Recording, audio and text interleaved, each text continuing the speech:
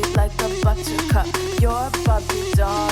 Show them all what I'm made of. Strut down the hall. Won't stop till I get enough. Welcome in, everybody, to this deep dive into the world of David Lynch. David Lynch. Sadly, as I'm sure most of you are aware, Absolutely. he passed away recently. Yeah.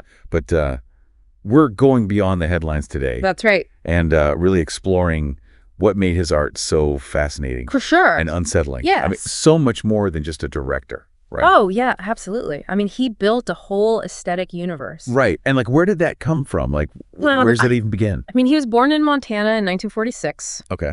And, I mean, that landscape, some critics say kind of instilled in him the sense of the eerie calm. Oh, wow. That underlies so much of his work. Yeah. It's interesting, right? How these biographical details Yeah. can sometimes make their way into an artist's vision. I know, that's a great point. Yeah. And that happens with so many artists that we look at. Yeah. But so how did he get from Montana to, Yeah. well, David Lynch, the filmmaker? He studied at the American Film Institute. Okay. And it was there that his thesis project actually turned into his first feature film. Okay. Eraserhead. Eraserhead. Yeah, such a trip, that film. Right. Definitely not your typical Hollywood fare. No. What do you think was even going on there? Yeah. I mean, it was so surreal, unsettling. You've hit on a key element there, I think. Yeah. Eraserhead is a great example of Lynch's early commitment to kind of exploring these anxieties that lurk beneath the surface of everyday life. Okay. The film's in black and white, right? Adding to that starkness. Yeah. And the imagery is full of like industrial decay. You've got deformed babies, this general sense of unease. Right. It's almost like a visual representation of industrial society's underbelly. Right, and it's just one of those films that sticks with you. Absolutely. Even if you can't really explain why. Yeah. But it's interesting because that film, I know. dark and unsettling as it is, Yeah. somehow caught the eye of Well, comedy legend Mel Brooks. no. It's one of those pairings that just makes you smile, Yeah. Brooks was so captivated by Eraserhead Really? that he hired Lynch to direct The Elephant Man, Well, a completely different genre. Yeah. And he reportedly told Lynch, "You're a crazy man. You're hired." that's amazing. Yeah. So you have this director Right. who's known for this surreal, disturbing film. Yeah. And he's being entrusted with this historical drama Yeah. by a comedy icon. Right.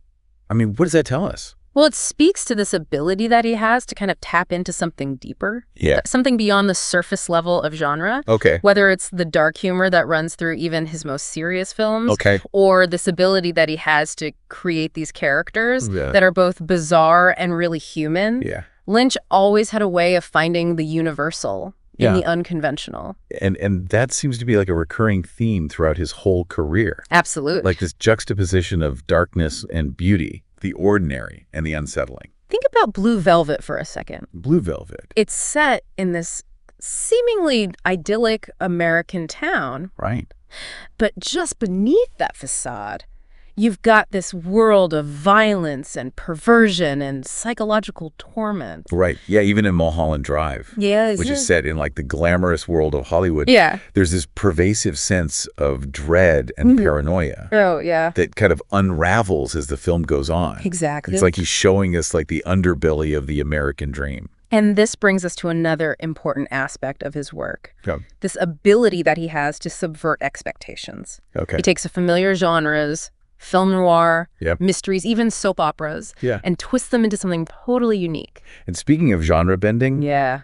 we can't forget about Twin Peaks. Oh, of course. A show that truly redefined what TV could be, Absolutely. blending mystery, melodrama, surrealism A masterpiece into this captivating cocktail. of atmosphere and tone. I mean, Yeah. think about the way he uses sound design to create a sense of unease. Right. The score by Angelo Badalamenti, the wind howling through the trees, Yeah. even the sound of that infamous coffee percolating. Right. It all contributes to this feeling that something's not quite right Right. in this seemingly idyllic town. It's true. Every detail. Yeah. Every sound. Yeah. It's meticulously crafted to build that atmosphere. It's Yeah. not just about what we see. It's about how the whole experience makes us feel. Yeah. It's that feeling that we've all come to call Lynchian. Exactly. Lynchian has become shorthand for this particular aesthetic. Right. But it's more than visuals, right? Yeah. It's a mood, a tone, Right. a way of looking at the world and seeing the darkness hiding in plain sight. Yeah. Yeah. It's a feeling that's heightened by his use of dream logic. Dream logic. Yeah. His films don't really follow traditional narrative structures. Okay. They twist and turn and lead you down these rabbit holes full of symbolism and bizarre encounters. Like, I mean, who could forget the dancing little man from Twin Peaks? Oh, yeah. Or the cowboy from Mulholland Drive. Those characters are so memorable because they defy explanation. Right. They just exist in the realm of Lynch's imagination. Right. And they challenge us to question our own perceptions of reality. It's not just the visuals, though, is it? Oh, no. It's Lynch's use of sound and music, too. Absolutely. His collaborations with Angela Badalamenti are legendary. Yeah. I mean, the music often feels like it's emerging from the subconscious, full of these eerie melodies and dissonant chords. Okay. It's like the soundtrack to a nightmare that you can't quite shake off. It's funny you mentioned nightmares. Yeah.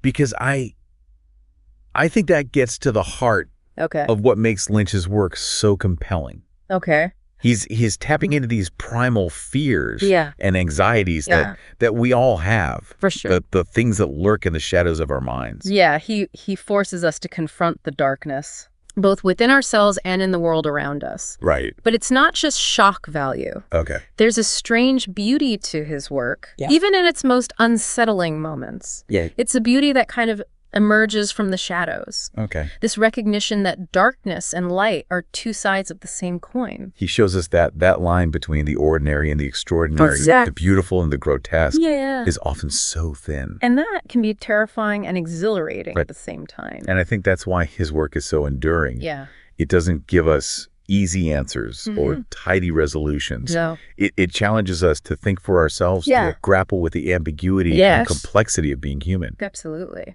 So Twin Peaks let Lynch explore his creative vision on his own terms. Yeah.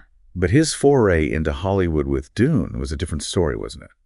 Yeah, Dune is often considered a misstep, I think. It's a fascinating case study in what happens when a fiercely independent artist tried to navigate the studio system. It's interesting because even though it wasn't a critical success, Dune still has Lynch's style all over it. Right. The visuals, the tone, the weird characters. All there. Yeah, and that speaks to his uncompromising vision. Absolutely. Even working within the constraints of a big budget studio production. Yeah. He wasn't going to dilute his style. No. Or compromise his integrity. It might not have worked in the context of Dune. Okay. But that same vision led to some of his greatest triumphs. Right. And sometimes you need those struggles. Yeah. Even the ones that don't work out commercially. For sure. To refine an artist's voice and lead to even more powerful work later on. Right. But Lynch was recognized throughout his career, wasn't he? Oh, yeah, absolutely. With awards and... He received 3 Oscar nominations for Best Director. Wow. For The Elephant Man, Blue Velvet, and Mulholland Drive. Wow. Really solidifying his place in cinematic history. I feel like awards are one thing. Yeah. But Lynch's legacy is bigger than that, isn't it? I think so. It's the way he pushed boundaries, challenged conventions, and inspired generations of filmmakers to embrace their own visions. And you can see his influence everywhere. Yeah. From the rise of surrealist and psychological horror to the more experimental approaches to storytelling we see on TV now. His work feels more relevant now than ever. I think so, too. I mean, in a world that's often overwhelming and confusing, Lynch's films offer a way to process the anxieties of modern life. Right. Even if it's through the lens of the surreal and the absurd. Yeah, he gives us permission to embrace the strange, the unsettling, the things that don't fit neatly into boxes. And in doing so, he helps us see the world in a new light. Yes. A light that's both unsettling and strangely beautiful. And as we delve deeper into Lynch's legacy, it's important to remember he wasn't just a filmmaker. Yeah. He was a true multi-hyphenate artist. Right. Expressing himself through painting, music, even furniture design. It makes you wonder what drove him to create such unsettling yet captivating work across so many mediums. That's a question that has intrigued critics and fans for decades. Yeah. His interest in transcendental meditation is well documented. Yeah. And some people speculate that it gave him a unique perspective on consciousness and the nature of reality. And that seems to come through in his work. Yeah. With its focus on dreams and symbolism and the blurring of the lines between the conscious and the subconscious mind. His films are like puzzles waiting to be deciphered. Yeah. Full of recurring motifs and this enigmatic imagery that invite multiple interpretations. Right. And I think that's part of their enduring appeal. Okay. They engage us on an intellectual and emotional level. Okay. They demand our active participation in unraveling their mysteries. Watching a David Lynch film is not a passive experience. No, it's not. It's a journey into the unknown. Right. A descent into the depths of the human psyche. And it's a journey that can be both challenging and rewarding. Okay. Lynch's work doesn't offer easy answers or simple explanations. What? It forces us to confront the darkness, the ambiguity, the things that we often try to avoid. But it's in that confrontation, in that wrestling with the uncomfortable, that we can sometimes find moments of profound truth and unexpected beauty. Absolutely. And that, I think, is the true legacy of David Lynch. You know, it is interesting to think about how his passing, even though we knew about his emphysema diagnosis, still feels sudden. Yeah. It makes you think about how fragile life is, something that Lynch himself explored a lot in his films. It is a reminder that even the most visionary artists are still human, subject to the same forces of time and mortality as the rest of us. Do you think his illness might have influenced his work in those last few years? It's certainly possible. Well, we can't know for sure what he was thinking, you know? Right. It is fascinating to consider how facing your own mortality might have impacted his artistic choices. Yeah. Did it intensify his focus on the darker aspects of humanity? Okay.